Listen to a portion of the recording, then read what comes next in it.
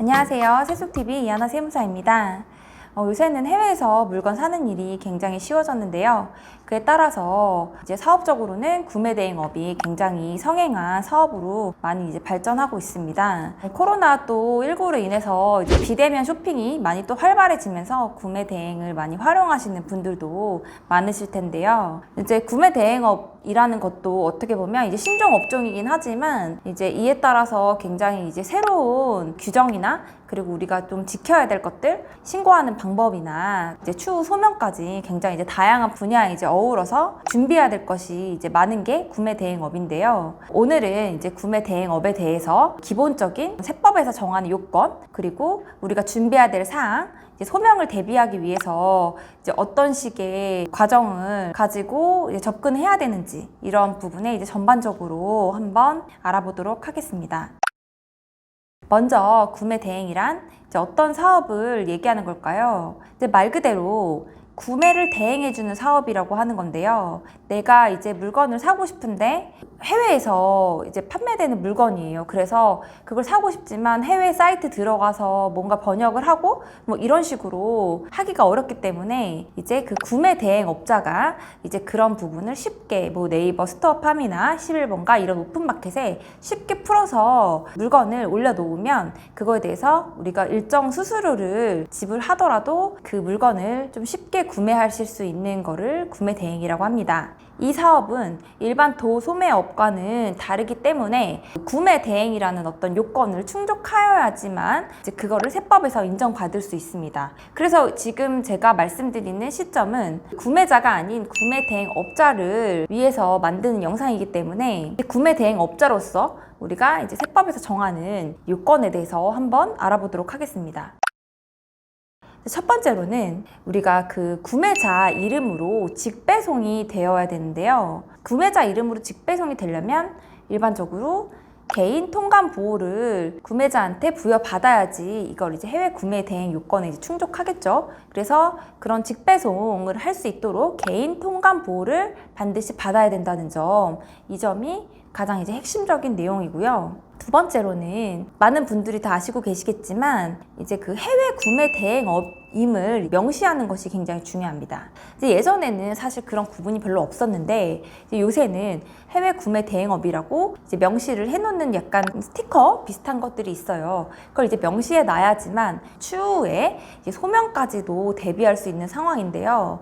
이제 그게 이제 구매 대행이라고 안 돼 있으면 일반 소매로 볼 수도 있는 거잖아요. 그 물건을 어디서 사왔는지는 사실 판매자 이외에는 잘 알지 못하는 거기 때문에 그게 반드시 해외 구매 대행이다, 이거를 이제 명시해 주시는 것이 중요합니다. 뭐 수수료율도 명시하라고 하지만 사실 수수료를 명시하지는 못하잖아요. 뭐 그건 좀 무리한 요건인 것 같고, 대신 해외 구매 대행업이라는 것까지는 꼭 표시해 주시는 게 중요합니다. 세 번째, 재고를 보유하면 안 된다는 건데요. 그게 가장 소매와의 차이점이, 내가 물건을 사서 팔기 위해서 어떤 뭐 마케팅 회의를 한다거나 그럴 때는 물건을 가지고 있는 게 맞죠. 그리고 창고도 이용해야 되고, 그치만 구매 대행은 말 그대로 그냥 구매만 대행해주는 업종이니까 이걸 재고를 보유해서는 안 돼요.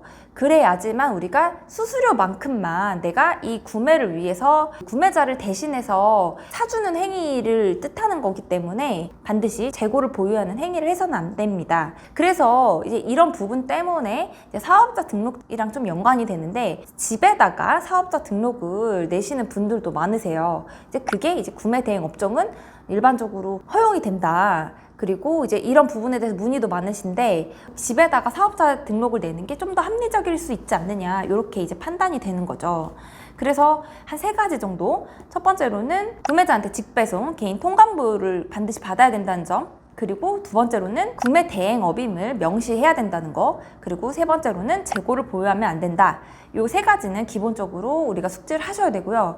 이제 추가적으로 원래는 기존에 구매 대행업이 이제 성행을 하고 있는데도 불구하고 예전에는 그거에 대해서 어떤 업종 코드가 따로 있지가 않아서 그냥 일반적인 서비스업으로 분류를 했었거든요. 이제 분류되지 않은 서비스업으로 분류하다 보니까 이제 업종 코드를 749609라는 코드를 썼었어요. 근데 2020년도에 구매 대행 코드가 신설이 되었거든요. 그래서 그게 525105라는 코드로 신설이 됐고, 이제 그거는 도매 및 소매업에 해당하는 해외 직구 대행업 이렇게 신설이 되어서 기존의 사업자를 가지고 계신 분들은 정정할 필요성이 있고, 새롭게 내시는 분들은 새로운 업종 코드로 내시는 걸 추천드립니다. 만약에 내가 소매도 영위를 하고 해외 직구도 한다, 그러면은 이제 업종 코드를 이제 주업종 그리고 부업종 이렇게 나눠서 해야 되는데, 거기서 이제 더 큰 포션을 차지하는 부분에 따라서 주업종 코드를 내시면 되고요. 반드시 이렇게 두 가지 업종을 영위하실 때는 나중에 추후 신고를 할 때도 두 개로 나누셔서 신고를 하셔야 돼요. 왜냐하면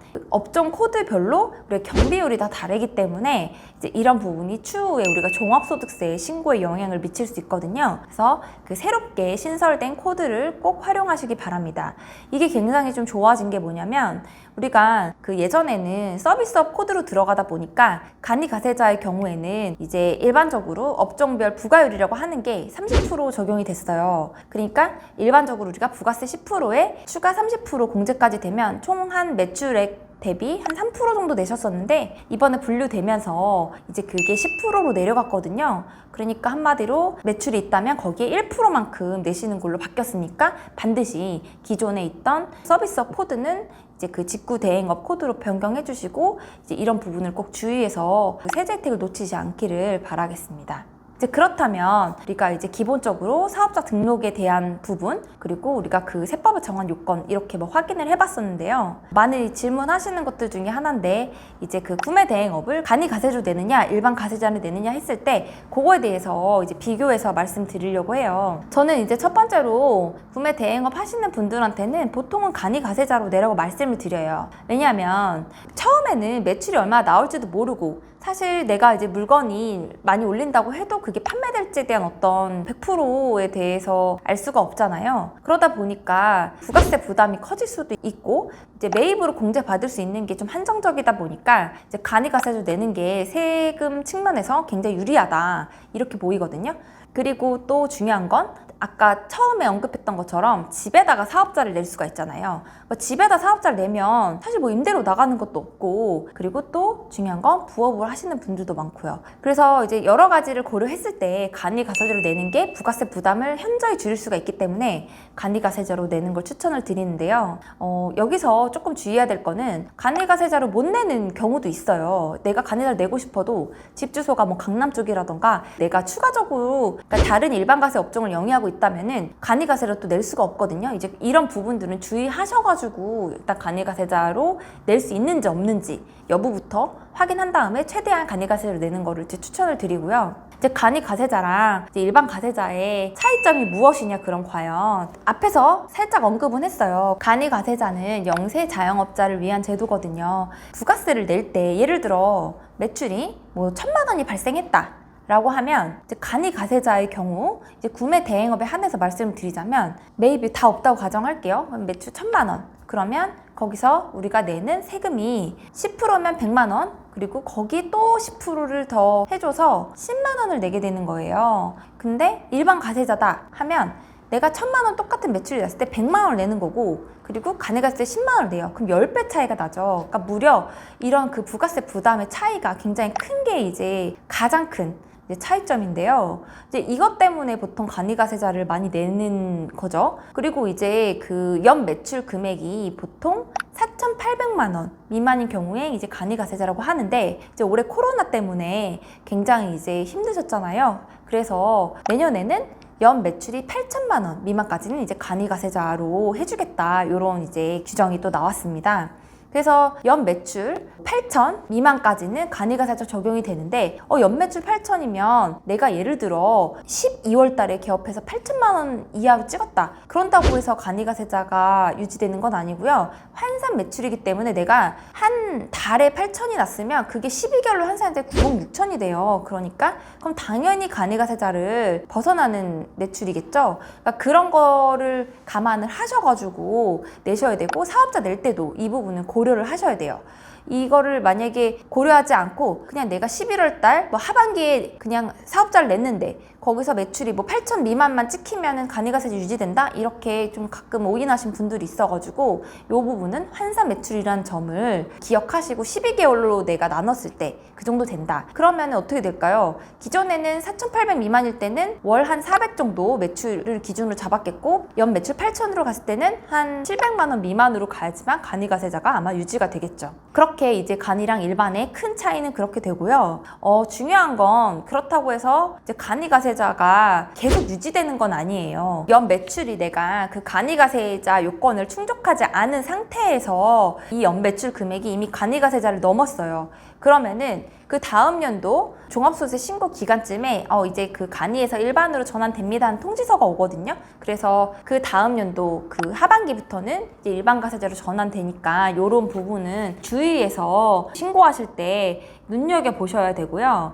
이제 이런 부분들이 결과적으로 꼭 부가세뿐만 아니라 종합소득세까지 연관이 될 수 있으니까 이 부분까지 체크를 하셔야 됩니다. 그리고 간이가세자의 경우에는 일단 연 매출이 4,800 미만인 경우에는 납부 의무도 면제해주고 있어요. 이제 코로나 때문에 이게 한시적인 규정이긴 한데 그런 그 연 매출 4,800이 미만이 된다 하면 부가세를 신고 의무는 있지만 납부 의무가 면제되기 때문에 반드시 신고는 진행해 주시는 게 좋습니다.